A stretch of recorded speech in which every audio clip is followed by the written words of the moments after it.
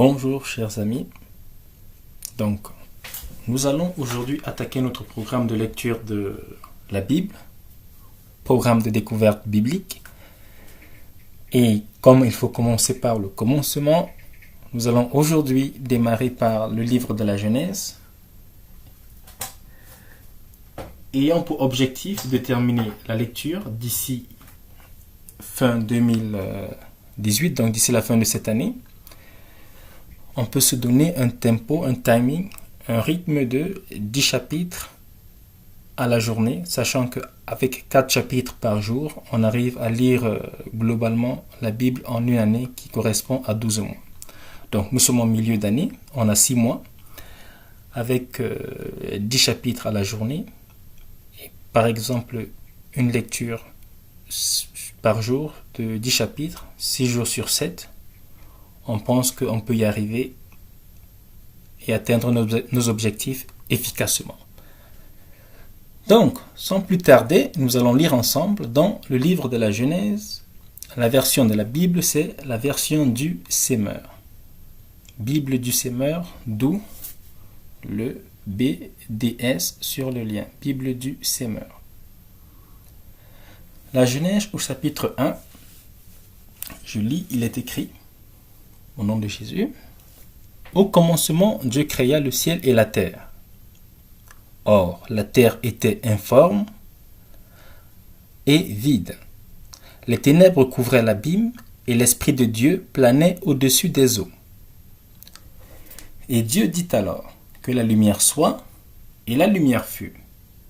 Dieu vit que la lumière était bonne et il sépara la lumière des ténèbres. Il appela la lumière jour et les ténèbres nuit. Il eut un soir, puis un matin, ce fut le premier jour. Et Dieu dit qu'il y ait une étendue entre les eaux pour les séparer. Dieu fit l'étendue, il sépara les eaux d'en dessous de l'étendue des eaux d'au-dessus. Et ce fut ainsi. Dieu appela cette étendue ciel. Il eut un soir, puis un matin. Ce fut le deuxième jour. Et Dieu dit, je veux que les eaux de-dessous du ciel se rassemblent en un seul endroit, afin que la terre ferme paraisse. Et ce fut ainsi. Dieu appela terre, la terre ferme, et mer, l'amas des eaux. Et Dieu vit que c'était bon. Et Dieu dit que la terre se recouvre de verdure, d'herbes portant sa semence, des arbres fruitiers produisant du fruit selon leur sorte, portant chacun sa semence, partout sur la terre. Et ce fut ainsi. La terre fit germer de la verdure, de l'herbe portant sa semence selon sa sorte, et des arbres produisant du fruit selon leur sorte, portant chacun sa semence. Dieu vit que c'était bon, et il eut un soir, puis un matin, ce fut le troisième jour. Et Dieu dit que dans l'étendue du ciel, il y ait des luminaires pour que l'on distingue le jour de la nuit, et pour marquer les saisons, les jours et les ans. Que dans l'étendue du ciel, ils servent de luminaire pour illuminer la terre, et ce fut ainsi. Dieu fit 2 grands luminaires, le plus grand des 2, afin qu'il préside le jour, et le plus petit pour présider à la nuit. Il fit aussi les étoiles, il les plaça dans l'étendue du ciel, afin d'illuminer la terre, de présider au jour ainsi qu'à la nuit, et de séparer la lumière des ténèbres. Et Dieu vit que c'était bon. Il eut un soir, puis un matin. Ce fut le 4e jour. Et Dieu dit que les eaux foisonnent d'une multitude d'animaux vivants, et que des oiseaux volent dans le ciel au-dessus de la terre. Alors Dieu créa les grands animaux marins, et tous les êtres vivants qui se meuvent et foisonnent dans les eaux, selon leur sorte, et tous les oiseaux ailés, selon leur sorte. Et Dieu vit que c'était bon. Et il les bénit en ces termes. Soyez féconds, multipliez-vous, remplissez les eaux des mers. Et que les oiseaux aussi se multiplient sur la terre. Il eut un soir, puis un matin, et ce fut le 5e jour. Et Dieu dit que la terre produise des êtres vivants selon leur sorte et des bestiaux, des reptiles, des insectes et des animaux sauvages selon leur sorte. Et ce fut ainsi. Dieu fit les animaux sauvages selon leur sorte, et il fit les bestiaux selon leur sorte. Les reptiles et les insectes selon leur sorte. Et Dieu vit que c'était bon. Et Dieu dit, faisons les hommes, pour qu'ils soient notre image, ceux qui nous ressemblent, qu'ils dominent sur les poissons de la mer, sur les oiseaux du ciel, sur les bestiaux, sur toute la terre et sur tous les reptiles et les insectes. Dieu créa les hommes pour qu'ils soient à son image, pour qu'ils soient son image. Oui, il les créa pour qu'ils soient l'image de Dieu. Il les créa hommes et femmes. Dieu les bénit en disant, soyez féconds, multipliez-vous, remplissez la terre, rendez-vous-en maîtres et dominez les poissons des mers, les oiseaux du ciel et tous les reptiles et les insectes. Et Dieu vit et Dieu dit, voici, je vous donne pour vous en nourriture toute plante portant sa semence partout sur la terre, et tous les arbres fruitiers portant leur semence. Je donne aussi à tout animal vivant sur la terre, aux oiseaux du ciel, à tout animal qui se meut à ras de terre, et à tout être vivant, toute plante verte pour qu'ils s'en nourrissent. Et ce fut ainsi. Dieu considéra tout ce qu'il avait créé et trouva cela très bon. Il eut un soir, puis un matin, ce fut le 6e jour. Genèse, chapitre 2.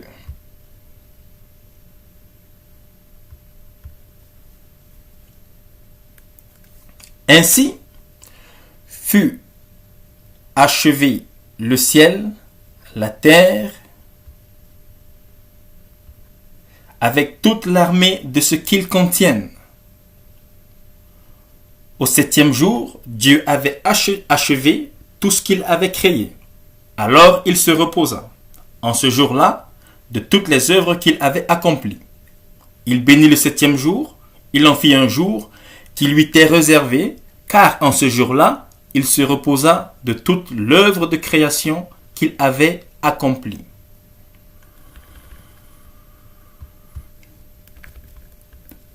Telle est l'histoire de ce qui est issu du ciel et de la terre lorsqu'ils furent créés.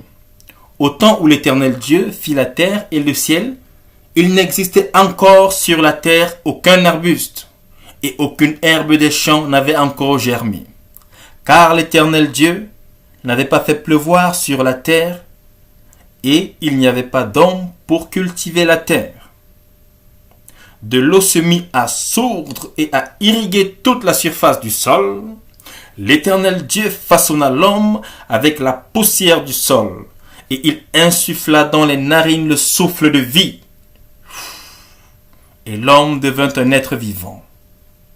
L'Éternel Dieu planta un jardin vers l'Orient, l'Éden, le pays des délices. Il y plaça l'homme pour qu'il avait façonné. L'Éternel Dieu fit pousser du sol toutes sortes d'arbres d'aspect agréable portant des fruits délicieux. Et il mit l'arbre de la vie au milieu du jardin. Il y plaça aussi l'arbre du choix entre le bien et le mal. Du pays d'Éden sortant un fleuve qui arrosait le jardin.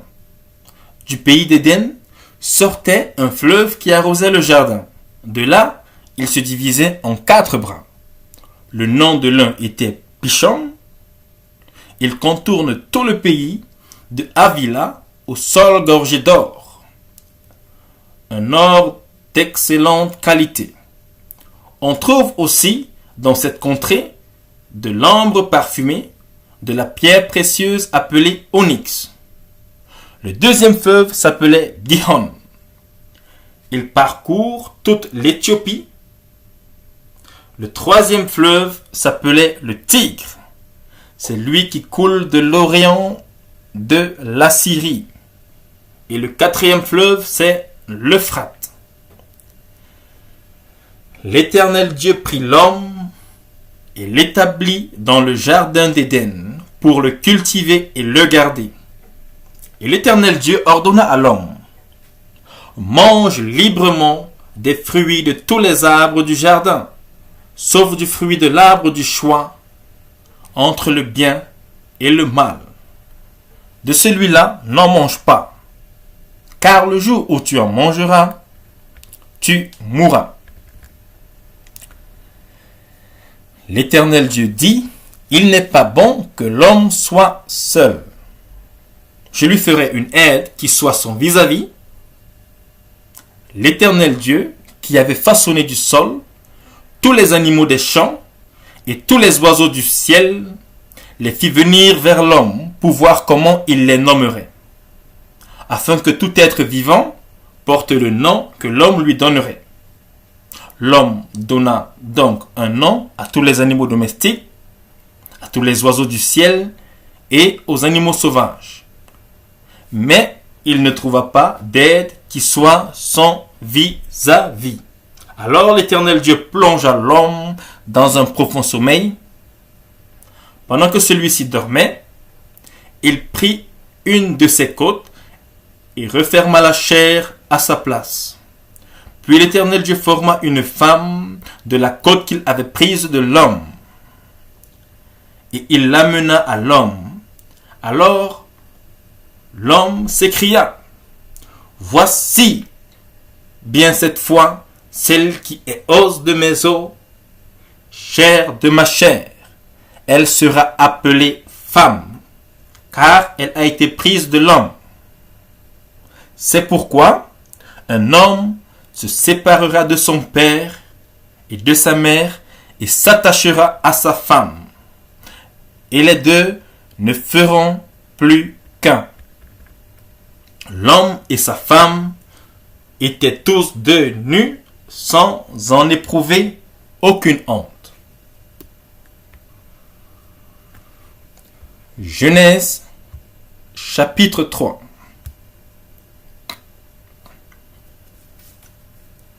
La rupture de l'alliance.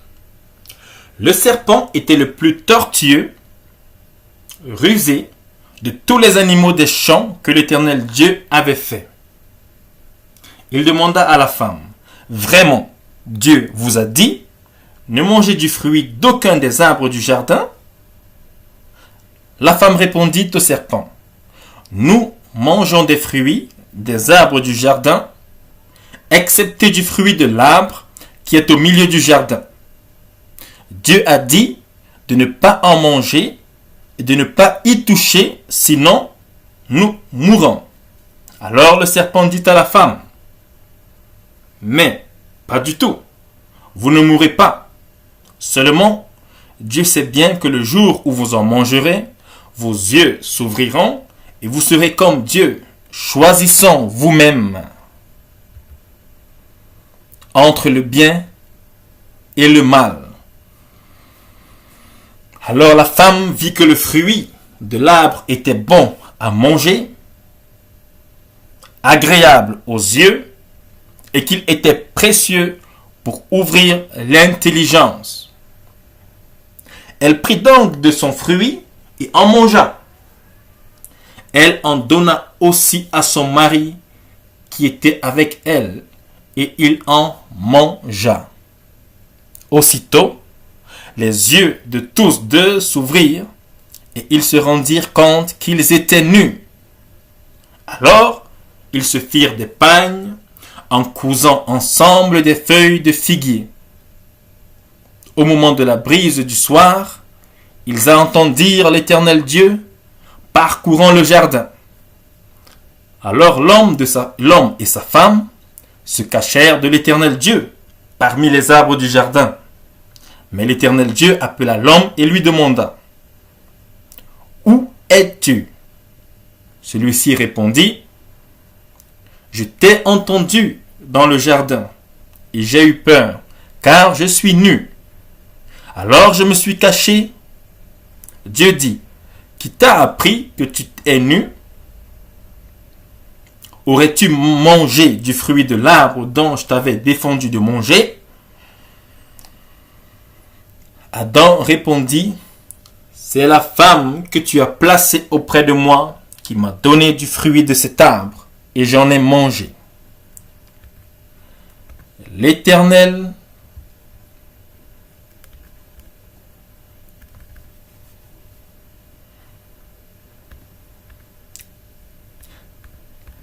C'est la femme que tu as placée auprès de moi qui m'a donné du fruit de cet arbre, et j'en ai mangé. L'Éternel Dieu dit à la femme: Pourquoi as-tu fait cela? C'est le serpent qui m'a trompé, répondit la femme, et j'en ai mangé. Alors l'Éternel Dieu dit au serpent: Puisque tu as fait cela, te voilà maudit parmi tous les bétails et les animaux sauvages. Tu te traîneras sur le ventre et tu mangeras de la poussière tout au long de ta vie. Je susciterai l'hostilité entre toi-même et la femme, entre ta descendance et sa descendance. Celui-ci t'écrasera la tête et toi tu lui écraseras le talon. Dieu dit à la femme: Je rendrai tes grossesses très pénibles et tu mettras tes enfants au monde dans la souffrance. Ton désir se portera vers ton mari, mais lui te dominera. Il dit à Adam: Puisque tu as écouté ta femme et que tu as mangé du fruit de l'arbre dont je t'avais défendu de manger, le sol est maudit à cause de toi. C'est avec beaucoup de peine que tu en tireras ta nourriture tout au long de ta vie. Il te produira des épines et des chardons.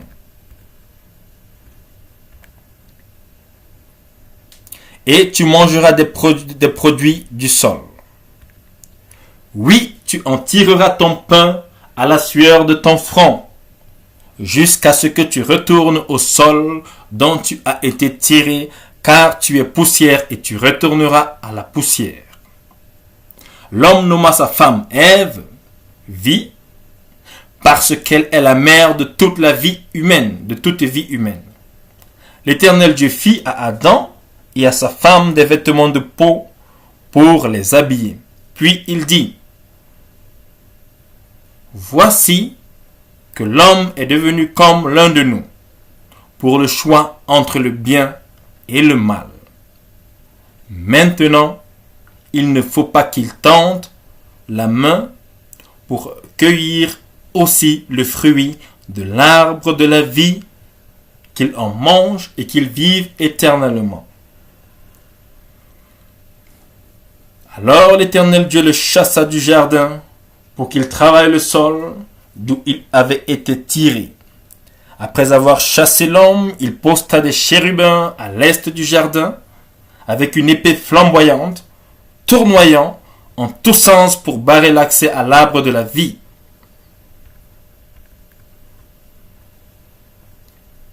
Genèse chapitre 4. L'intrusion de la violence.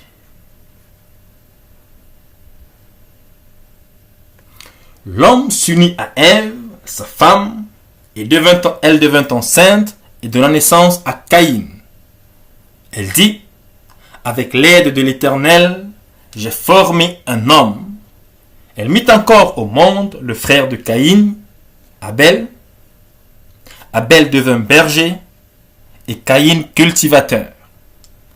Au bout d'un certain temps, Caïn présenta les produits de la terre en offrande à l'Éternel. Abel, de son côté, présenta les premiers-nés de son troupeau et en offrit les meilleurs morceaux. L'Éternel porta un regard favorable sur Abel et sur son offrande, mais pas sur Caïn et son offrande. Caïn se mit dans une grande colère et son visage s'assombrit. L'Éternel dit à Caïn, « Pourquoi te mets-tu en colère? Et pourquoi ton visage est-il sombre?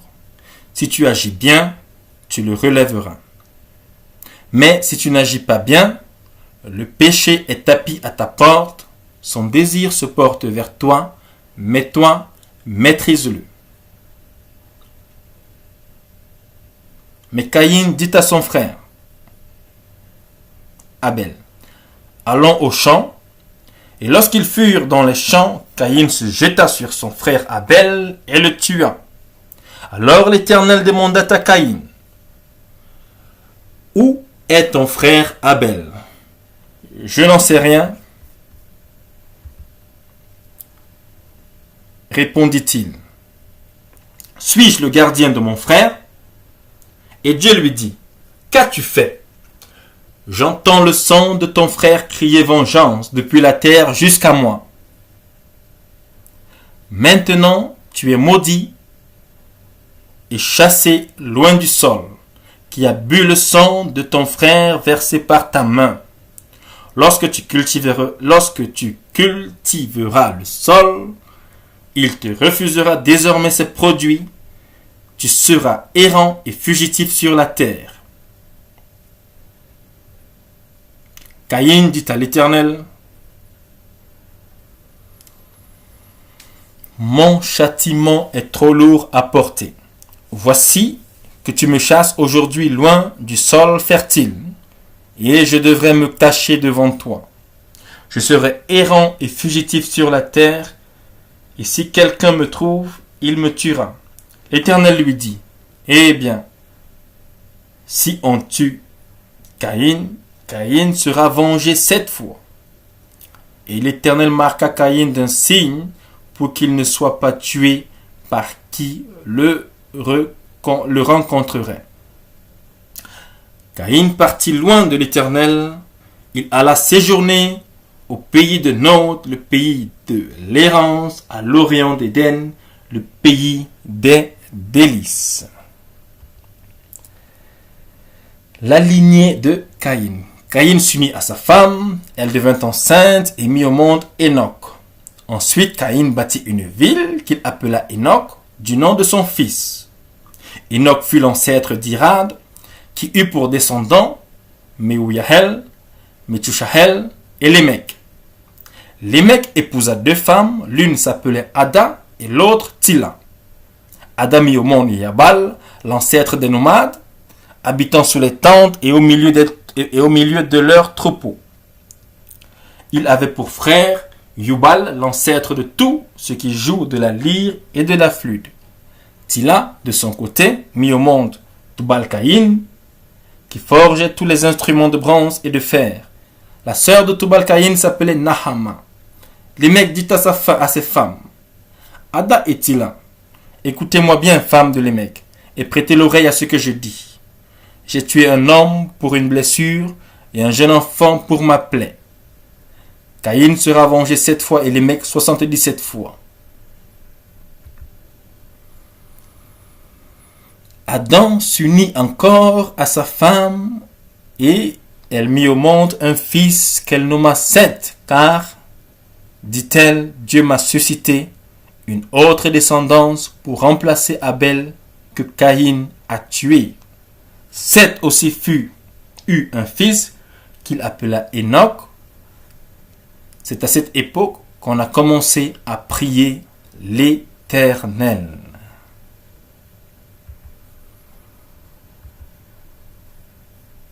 Amen.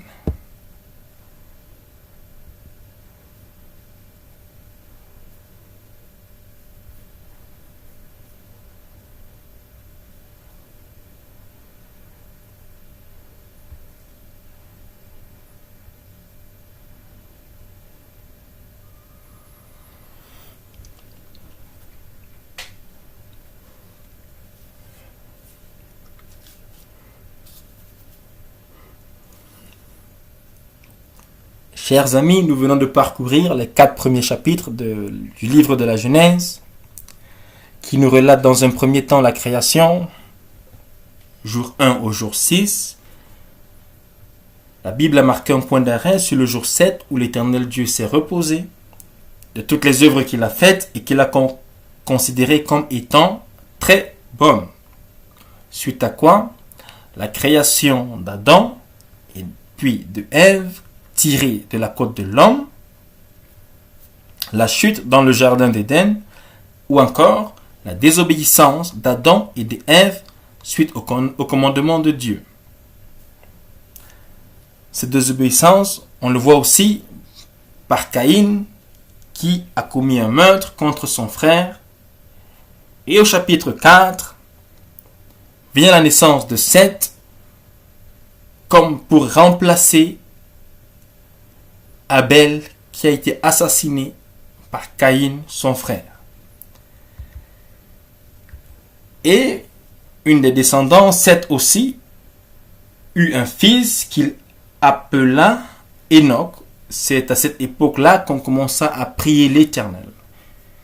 Seth qui remplace, entre guillemets, Enoch, qui remplace Abel, dont l'offrande était agréable à Dieu, de sa descendance, c'est-à-dire de la descendance de Seth, on commence à prier l'Éternel.